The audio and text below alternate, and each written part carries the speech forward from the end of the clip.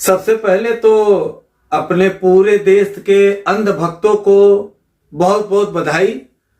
बंगाल की बेईमानी से जीत पर बहुत बहुत बधाई। आज मेरा मुद्दा, चूंकि जो बातें मैं बोलने जा रहा हूं हो सकता है बहुत लोगों को बुरी लगेंगी, और खास तौर से अंधभक्तों को, और उन लोगों को बुरी लगेंगी जिनको ये नहीं पता कि उनके बाप दादा किसके शासन काल में बने हुए स्कूलों और अस्पतालों में पैदा हुए, कहां पढ़े, कहां लिखे, और किनके द्वारा बनाई गई सड़कों पर चले हैं। खैर, उन बातों पर नहीं जाएंगे। बंगाल का चुनाव भारतीय जनता पार्टी जीत गई।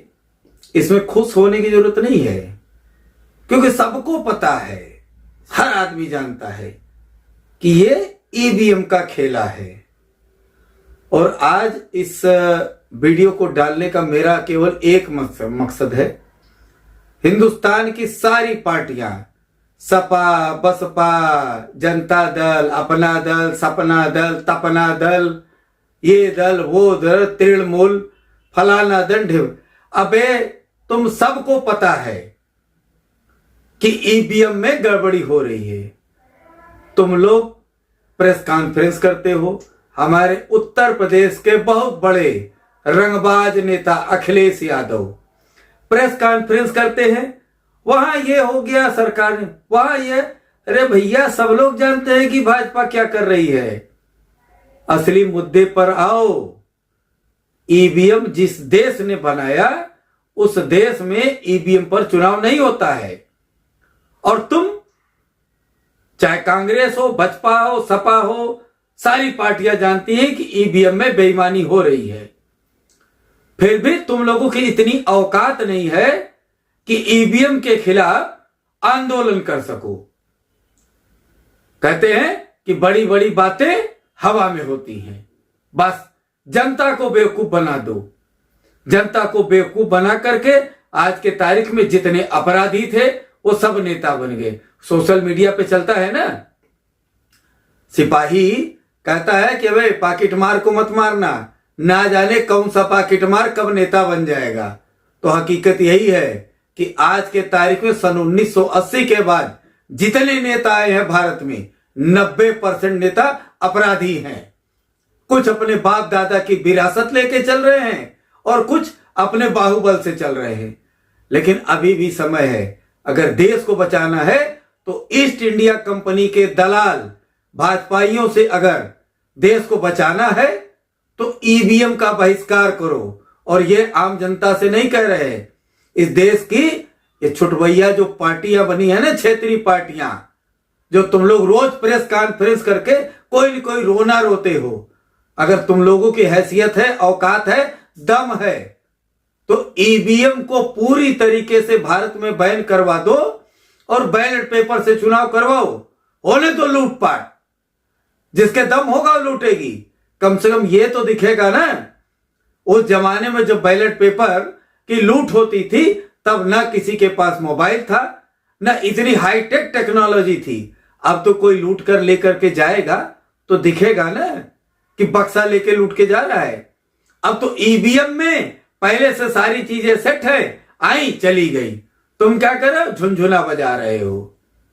तो झुनझुना मत बजाओ, ईवीएम का विरोध करो, वरना इस देश को किसी जमाने में मोहम्मद गोरी और मोहम्मद गजनवी जैसे लुटेरों ने लूटा था, उसके बाद ईस्ट इंडिया कंपनी ने लूटा, और आज महामानव महादानव नरेंद्र दामोदर दास मोदी और अमित शाह जैसा तड़ीपार अपने रिश्तेदारों को, पूरे देश को लूट करके दे रहे। और एक दिन अंधभक्तों, तुम लोग अडानी और अंबानी के घर में लैट्रिन साफ करोगे। लैट्रिन क्यों?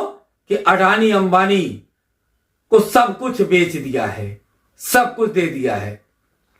विपक्षी पार्टियों को एक और संदेश देना चाहूंगा। अडानी को 1 रुपए में सैकड़ों एकड़ जमीन दे दी गई, अंडमान निकोबार में देगी। तुम्हारा दिमाग क्या घास चरने गया है? क्यों नहीं सुप्रीम कोर्ट से पूछते कि किस पावर के तहत सरकार ये सरकारी संपत्ति को अपने रिश्तेदार को दे रही है, किस बेस पर दे रही है? कोई उसका आधार है, लेकिन तुम लोग नहीं करोगे, क्योंकि तुम लोगों को केवल अपनी रोटी सेकनी है। अपने आने वाली पीढ़ी के बारे में करोड़ों रुपया बेईमानी करके हड़प करके रखना है।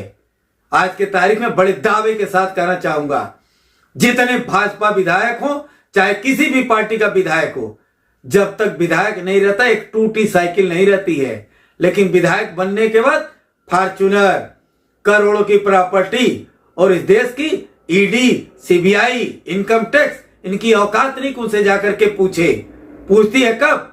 जब उनके रिश्तेदार, भाइयों बहनों का जो फरमान आता है कि फलाने से हमारा खतरा है, इनके ऊपर जाके छापा डालो, उनको डिस्टर्ब करने के लिए। क्योंकि ये सब खुद चोर हैं, अव्वल दर्जे के चोर हैं, सब के सब चोर हैं। एक विधायक, तो लोग जनता की बात करते हो, अगर इतना दम है, बहुत बड़े हितैषी हो, तो लोग कहते 40 लाख रुपया देकर टिकट लिया, 2 करोड़ देकर के चुनाव जीता। कितने बड़े धर्मात्मा हो भैया। अभी कोई गरीब आदमी 4000 रुपए की मदद मांगने किसी नेता के पास चली जाए, तो उसके पास से 4000 तो छोड़ दीजिए, 400 नहीं निकलता है। और ये 4 करोड़ रुपए चुनाव में खर्चा करके देश का भला करेंगे। क्यों? उनको पता है कि हिंदुस्तान की जनता आज के 800 साल पहले भी मूर्ख थी और आज भी है। इनको इनके निजी स्वार्थ को समझा करके बेवकूफ बनाना बहुत अच्छे से आता है। ये अपने भाई का गला काट देंगे अपने स्वार्थ में, अपने पड़ोसी का गला काट देंगे। एक भोजपुरी कहावत है, अपने भला होए जग माही, दूसरे का भला होए चाहे नहीं। यह है हिंदुस्तान की जनता। भगत सिंह, चंद्रशेखर आजाद, सुभाष चंद्र बोस, ये लोग पागल थे। ये पागल थे जो देश के लिए बलिदान दे दिए। बुद्धिमान तो आज की 2026 की अंधभक्त वाली युवा पीढ़ी है, जो दूसरे के लिए सोचती है, जो अपने बीवी बच्चों को छोड़ करके, अपने परिवार को छोड़ करके स्टिफिन फाइल में अपना नाम लिखवा लेता है। वाह, गजब के अंधभक्त हैं। अंधभक्तों, फिर से तुमको बधाई हो। ईवीएम की बेईमानी से बंगाल की चुनाव पर बहुत बहुत बधाई, इस जीत के लिए बहुत बहुत बधाई।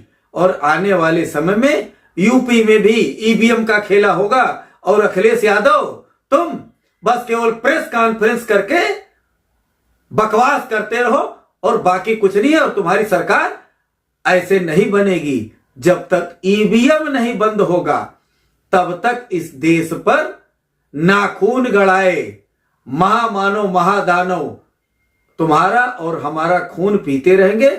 और इस देश को अंग्रेजों ने जितना नहीं लूटा था, उससे ज्यादा लूट करके एक दिन सबके हाथ में कागज का कटोरा पकड़ाएंगे। जो बरसात आएगी तो गल जाएगा, भीख भी नहीं मिलेगी। जय हिंद, जय भारत।